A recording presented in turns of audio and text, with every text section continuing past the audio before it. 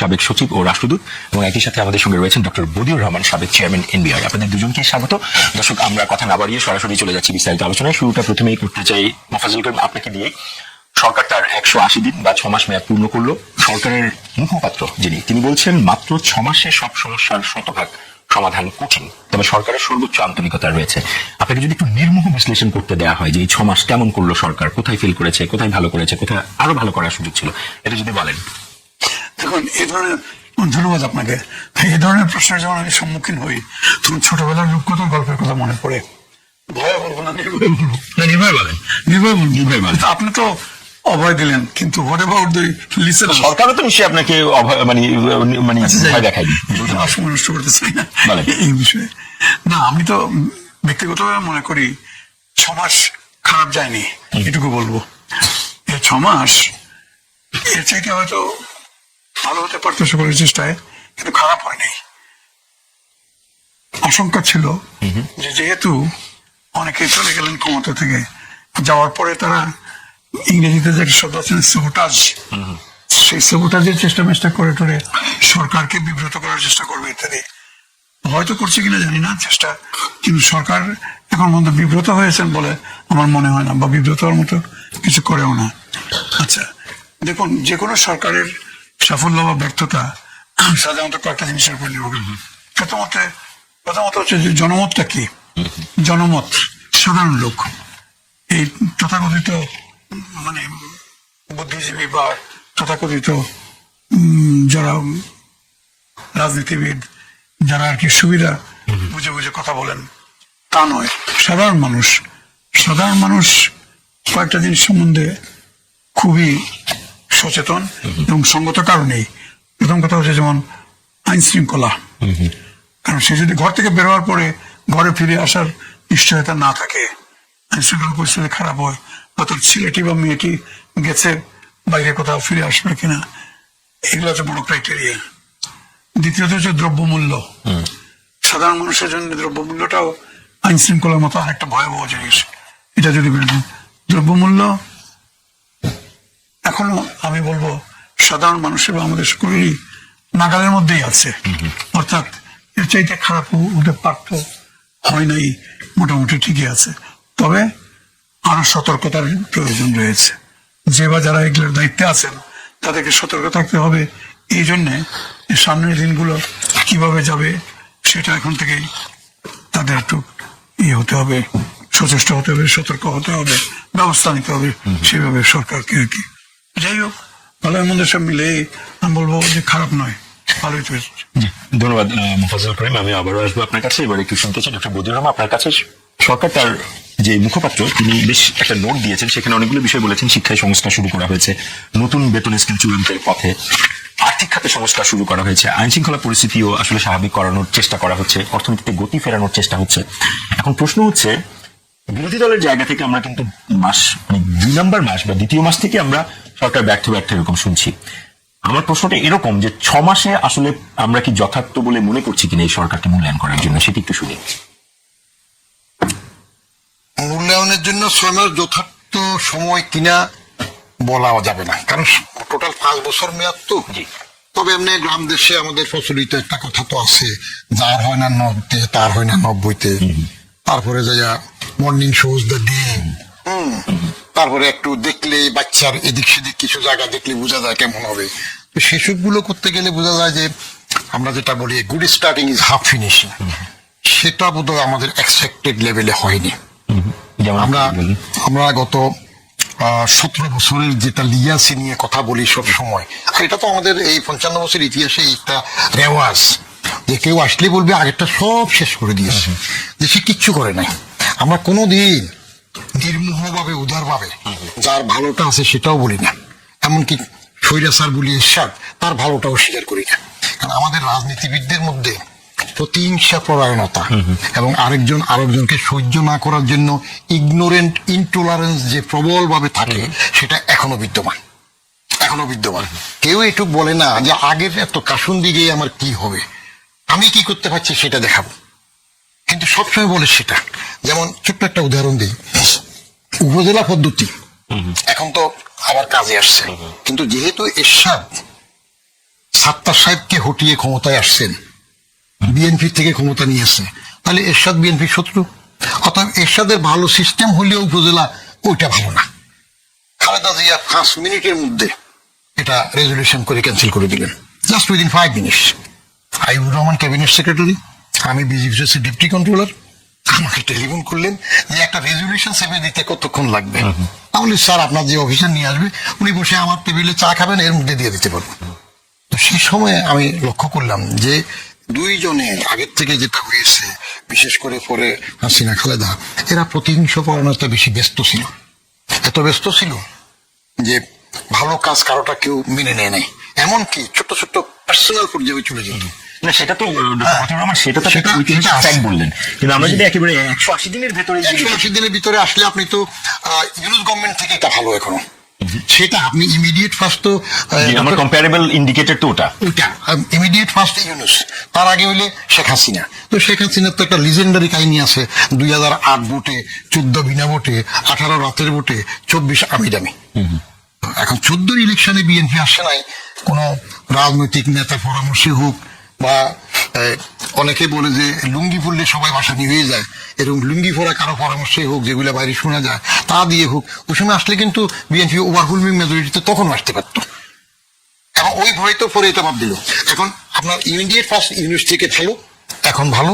আর ঠিক শেখ হাসিনার সাথে তুলনা করতে গেলে সেটা লাগবে আরো কিছু সময়।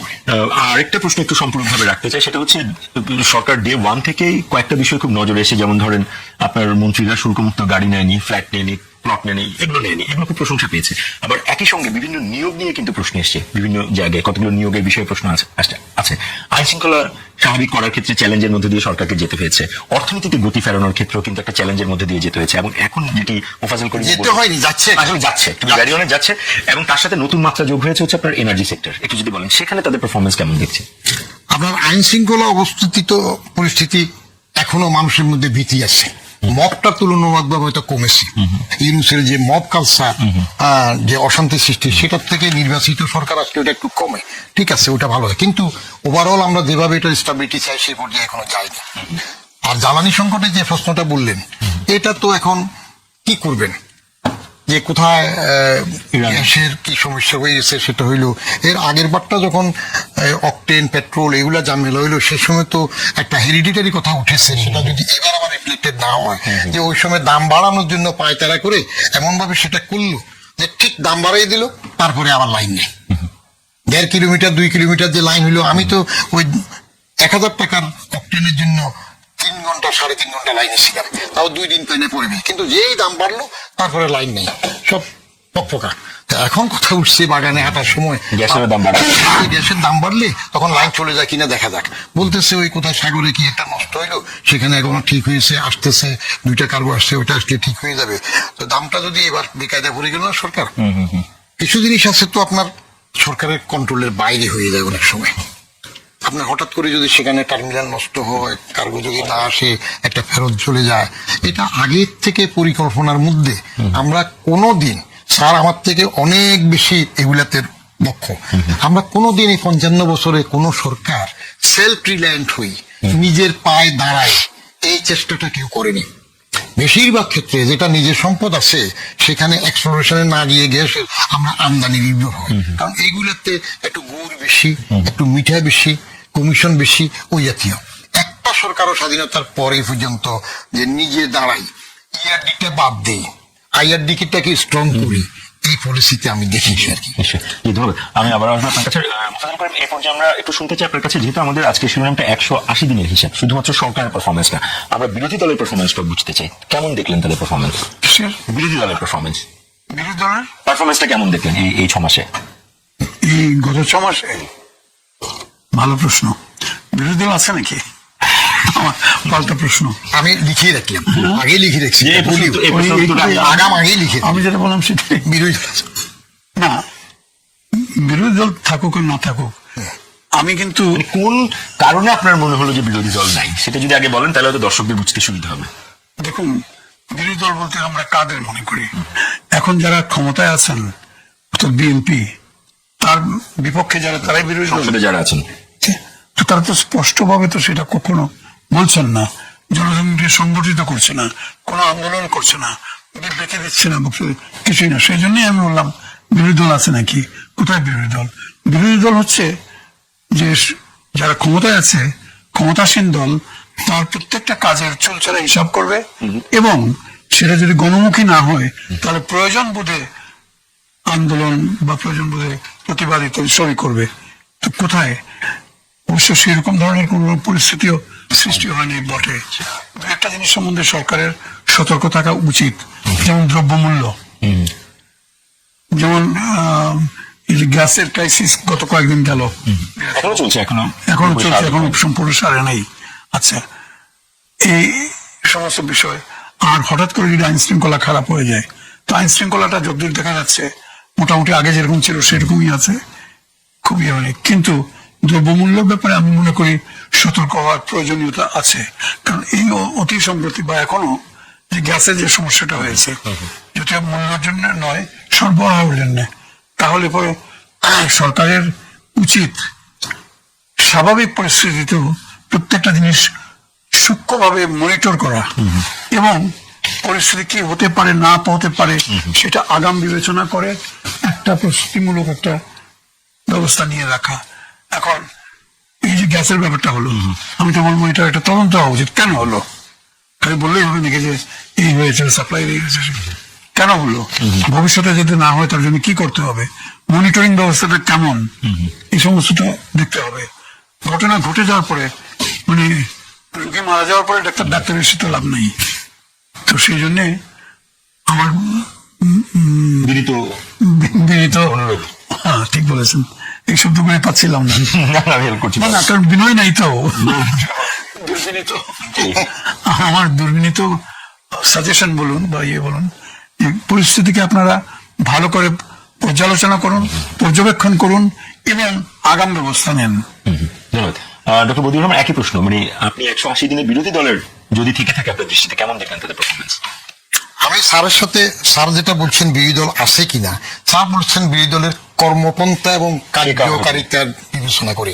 আর আমি বলি অরিজিন নিয়ে যদি বলি, বিরোধী দল তো এই পার্লামেন্টে নাই। কারণ যারা আছে বাজাই, বাংলাদেশ জামাত ইসলাম, এগুলা তো বাজাদের অংশ। জামাত ইসলামী যেটা বাজাই, এটা তো বাজাদের অংশ, বিএনপির অংশ। এরা একসাথে ঘর সংসার করেছে, একসাথে সরকার চালিয়েছে। এখন আপনি বিরোধী দল হওয়ার মতো যেটা বড় যোগ্য, একসঙ্গে ঘর সংসার করেছে, এখন কি তালাক হয়ে গেছে নাকি? এরা সময় সুযোগে বাইরে এসে কি করে দরকার এখন নাই তো। আপনি আলীকে নিষিদ্ধ করেছেন, বাজার সরকার একটা মারাত্মক খারাপ কাজ করেছে। আমি বারবার লাইভ টিভিতে বলে আসতেছি, সেটা হইল কোন রাজনৈতিক দল নিষিদ্ধ করতে নাই, একে ভোটের মাধ্যমে উইড আউট করতে হয়। মুসলিম লীগ 47-এর স্বাধীনতার পক্ষের শক্তি, কিন্তু পরে যুক্ত ফ্রন্টের 54 সালে এটা মরে গেছে। বাজার যদি এখন ইউনুসের কায়দায় আসা, ইউনুস আবার প্রথম মুখে বলছে যে আমরা রাজনৈতিক দল নিষিদ্ধ করব না, বাজার তো সবসময় বলছে এটা আমাদের নীতি নয়, করব না। কিন্তু আপনি আলীকে নিষিদ্ধ করে দিয়ে সে অর্ডিন্যান্স পাস করে ওই নিজের অংশের থেকে একটা ডালফালা নিয়ে জামাতকে বিরোধী দল করে যদি থাকেন, এটা তো বিরোধী দল নয়। তারা তো নিজেরা একসাথে করবে। আর জামাতের পলিসিটিটা আপনি দেখবেন, জামাত যে সুযোগ মতো যেভাবে যেখানে যখন দরকার ঢুকতে পারে ঢুকবে। তারা দরকার হলে আওয়ামী লীগের সাথে আপাত করে আন্দোলন করবে, জলিলের সাথে চুক্তি করবে, আবার যখন দরকার হবে এরশাদের বিরুদ্ধে করার সময় সবার সাথে একজোট হবে, আবার যখন দরকার হইল। এখন এই বাজারটাকে সময় সুযোগে যদি আপনি রাজনীতি সঠিকভাবে সবার জন্য মুক্ত না করেন, আওয়ামী লীগকে যদি না দেন, এই জামাত বাজারকে গিলে ফেলার চেষ্টা করবে। কারণ আমি স্বাধীনতা বিরোধী সেই শক্তিকে যদি এখানে আনেন, তাহলে বাজাদের কপালে পরের দিকে দুঃখ আসবে। এরা কথা বলে সুন্দর, তাদের রেজিমেন্টের নিয়ম নীতি আছে, কন্ট্রোল আছে, কমান্ড আছে, কমিউনিস্টের সাথে সত্য, তারা চলে খুব সূক্ষ্মভাবে। অতএব এদিক থেকে আমি বলবো যে বাজাদের জন্য খারাপ হয়েছে আলীকে বন্ধ করাটা। আপনারা দুজনেই বলছেন বিরোধী দল নাই। ইন্টারেস্টিংলি প্রধানমন্ত্রীর দুই আঙ্গিকে বলেছেন, বাট স্পিরিট ওয়াজ সেম। প্রধানমন্ত্রীর চ্যালেঞ্জের পর গ্যাস বিদ্যুতের পরিকল্পনা দিল বিরোধী দল, এবং এই বিরোধী দল, যে বিরোধী দলকে আপাত দৃষ্টিতে আপনারা বলছেন নাই, কিন্তু সেই বিরোধী দল কথায় কথায় আপনার সরকারকে সরিয়ে দেওয়ার হুমকি দেয়, সরকার পতনের আন্দোলন করে। তাহলে যেগুলো আমরা মাঠে দেখছি সেগুলো কি? এগুলো সাজানো। আপনার রাজনীতি করতে হলে দিনে পিন্ডি চটকাতে হবে, 14 গোষ্ঠী উদ্ধার করতে হবে মঞ্চে, রাতে একসাথে বসে সুন্দর করে পানাহার সবই হবে। এই বিরোধী দল যেটা করতেছে এটা কি জনগণের স্বার্থে কিছু করতেছে? এগুলো হলো বিরোধী দল তো শুধু জামায়াত না, এনসিপিও আছে। এনসিপিটা তো আপনি হিসাবে আনবেনই না, তার কারণ যে এনসিপির উপরে মানুষের এত ভরসা যে তারা একটা বৈষম্যহীন আন্দোলন করলো, যে বঙ্গবন্ধুর যে বাংলায় বৈষম্যের ঠাঁই নেই স্লোগান দিল, তারা চট করে এসে যেগুলো করলো, যে কাজ করলো, বাপ চিনে না, হ্যাঁ 32 নম্বর ভেঙে ফেলবে। তো যে বাপে চিনে না আর তো কি পরিচয় সেটা তো পরে আসবে। আর 2 নম্বর আসেন, এই বাচ্চা কাচ্চারা দল করছে ভালো, ইউনূস তাদের বৈরমকা হইলেন, আকবরের বৈরমকা সেখানে দল করতে দিলেন, তাও ভালো, একটা নতুন কিছু হোক। কিন্তু তারা চট করে এই যাত্রাতে হঠাৎ করে এত ক্ষমতা লোভী হয়ে শুধু সরকারে আসলে তা না, একটা স্বাধীনতা বিরোধী শক্তির পকেটে ঢুকে এলো কয়েকটা আসনের জন্য। তো এদের থেকে আপনি কি আশা করবেন? তাহলে সে বৈষম্য বিরোধী তারা থাকলো, তারপরে আবার দাবি করে উপজেলাতে অফিস লাগবে, একটা পর্দা লাগবে, একটা ফ্রিজ লাগবে, কি আবজাব কথাবার্তা বলতেছে না? তাহলে কি হয়? ডাল মে কুছ কালা হয়, কোথায় যাচ্ছে? আজ আপনি প্রথমে একটা কথা বলছেন যে শুল্ক মুক্ত গাড়ি নিচ্ছে না, প্লট নিবে না, এটা তো ক্রেডিটের কিছু না, এটা তো নেওয়াটাই তো প্রথম অন্যায় ছিল, এটা তো একটা ঘুষ। এর সাথে রাজনৈতিক কি ঘুষ বশীভূত করার জন্য রাজনৈতিক ঘুষের আওতায় এটা চালু করেছে। এবং ফখরুদ্দিন সাহেবের আমলে আমি এটা বন্ধ করেছিলাম সামারি দিয়ে, যে শুল্কমুক্ত গাড়ি সুবিধা। কিন্তু সামারি সই করার পরে বললাম, স্যার আপনারা তারপরে তো কাগজে কলমে তারা সামহাও এন্টাইটেল ছিল, তারা চাইলে নিতে পারতো। আপনি যদি একটা অন্যায়কে আপনি একবার প্রতিষ্ঠিত করে বলেন এন্টারটেইনমেন্ট, তাহলে তো আমার বলার কিছু নেই। আপনি নিয়ে আর কেনা, তাও ঠিক। আপনাকে কে বলছে শুল্কমুক্ত গাড়ি নেবেন আপনি? তাহলে এটা অন্যায়ভাবে ঘুষ, পলিটিক্যালি ঘুষ দেওয়া হচ্ছে। যেমন হাসিনা ঘুষ দিতে চাইলো না, যে 2 সেক্রেটারির জন্য হেলিপ্যাড সহ কি একটা সহ কি বানাবে, তারপরে যে সচিব নিবেশ বানাইলো, কোথায় ছোট্ট সচিবদের ভারী